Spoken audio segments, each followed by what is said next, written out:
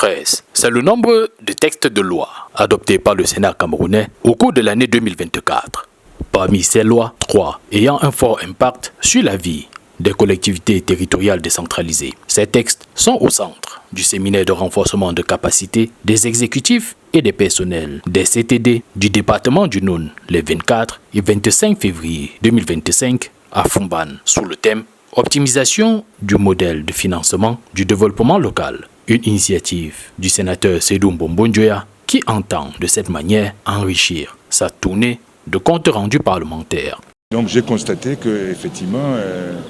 la déconcentration se fait rapidement, mais les élus qui doivent implémenter ce processus ne sont pas forcément très outillés pour pouvoir, n'est-ce pas, mettre en place concrètement au quotidien ce processus. Alors il m'est venu l'idée d'associer cette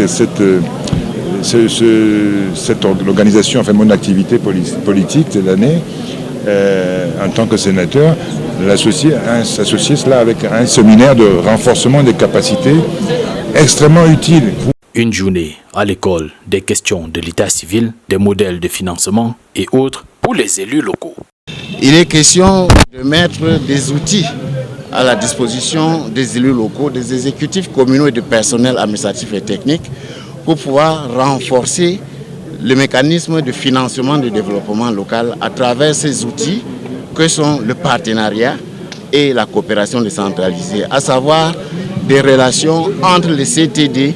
du Cameroun et celles d'ailleurs à l'étranger où nous pouvons aller à la quête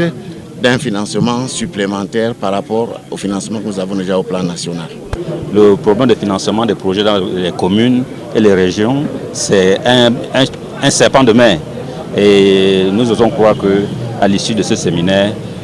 le sénateur va bien nous aider à recourir à ces financements. Au thème des 2 jours de travaux, entre autres résolutions prises, figure en bonne place la création d'un cadre de réflexion permanent entre les communes du département du Noun et le sénateur Seydou Mbombo Njoya, afin de poursuivre la réflexion sur les voies et moyens devant permettre d'améliorer de manière significative le mieux vivre des populations.